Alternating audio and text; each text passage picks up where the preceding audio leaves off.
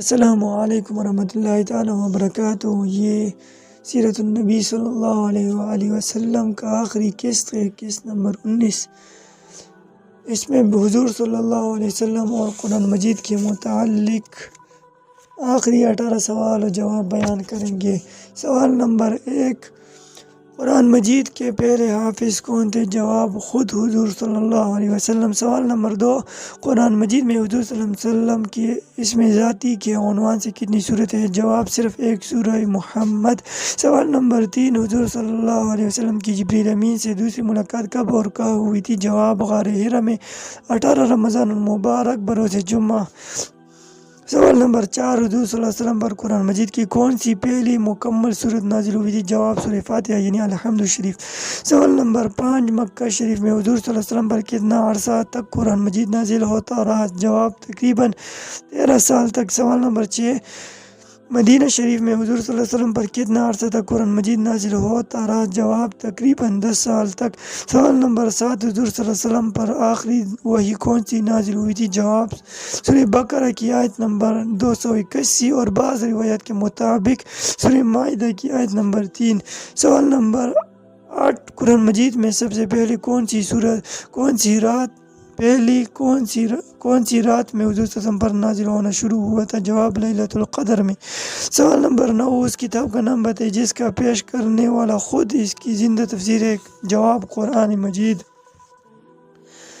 سوال نمبر 10، قرآن مجید میں حضور صلی اللہ علیہ وسلم کو کس واقعہ کے لیے بشارت دیتے ہوئے فرمایا کہ یہ فتح مبین ہے؟ جواب، صلح نامہ حدیبیہ کو۔ سوال نمبر 11، قرآن مجید میں حضور صلی اللہ علیہ وسلم کو اللہ پاک نے بڑے محبت برے القابات سے مخاطب کیا ہے، کیا آپ ایسے چند القابات بتا سکتے ہیں؟ جواب، یاسین، یا ایھا المزمل، یا ایھا المدثر کے علاوہ بھی بے شمار آیات ہیں۔ سوال نمبر 12، حضور صلی اللہ علیہ وسلم کا اسم گرامی محمد قرآن مجید کے کس پارے اور صورت میں آیا ہے؟ جواب، سورہ آل عمران آیت نمبر 114، وما محمد الا رسول، اور سورہ محمد میں بھی موجود ہے۔ سوال نمبر 13، قرآن مجید میں بھی حضور صلی اللہ علیہ وسلم کی نرم مزاجی کے متعلق کیا ارشاد فرمایا ہے؟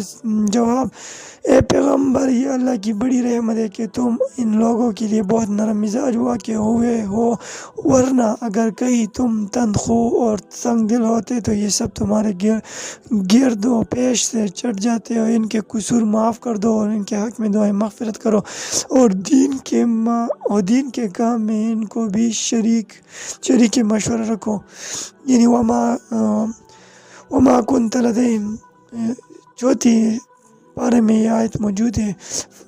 سوال نمبر 14، مسلمانوں میں باہمی جھگڑا ہونے کی صورت میں حضور صلی اللہ علیہ وسلم کے ثالث ہونے کی حیثیت کے متعلق قرآن مجید میں کیا فرمایا گیا ہے؟ جواب، محمد صلی اللہ علیہ وسلم، تمہارے رب کی قسم، یہ کبھی مومن نہیں ہو سکتے جب تک کہ اپنے باہمی اختلافات میں یہ تم کو فیصلہ کرنے والا نہ مان لے، پھر جو کچھ تم فیصلہ کرو اس پر اپنے دلوں میں بھی کوئی تنگی محسوس نہ کرے بلکہ سر تسلیم کر لے۔ سوال نمبر 15، قرآن مجید میں حضور صلی اللہ علیہ وسلم کی اطاعت کو کس کی تحت کہا گیا ہے؟ جواب، اے محمد صلی اللہ علیہ وسلم، ہم تم کو لوگوں کے لیے رسول بنا کر بھیجا ہے اور اس پر خدا کی گواہی کافی ہے۔ خدا جس نے رسول کی اطاعت کی اس نے دراصل خدا کی اطاعت کی، اور جو منہ موڑ گیا تو بہرحال ہم نے تمہیں ان لوگوں پر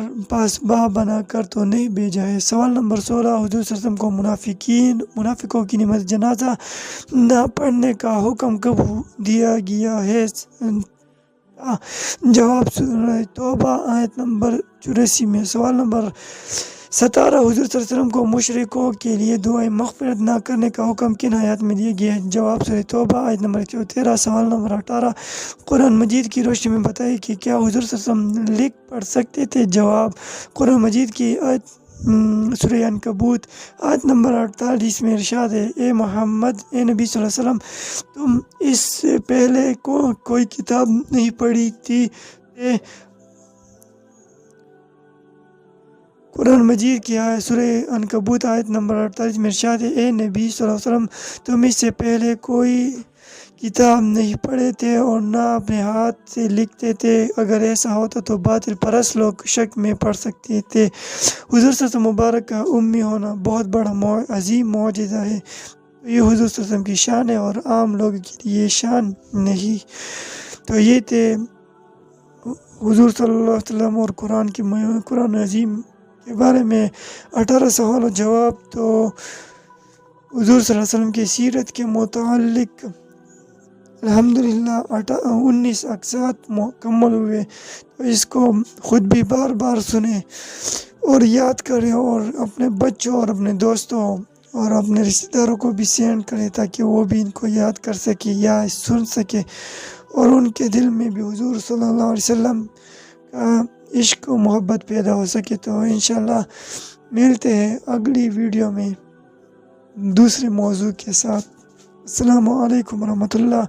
اگر اس 19 اقساط میں کوئی غلطی ہوئی ہے ناموں میں یا کسی اور آیت وغیرہ میں، تو اللہ جل جلالہ سے معافی طلب کرتے ہیں۔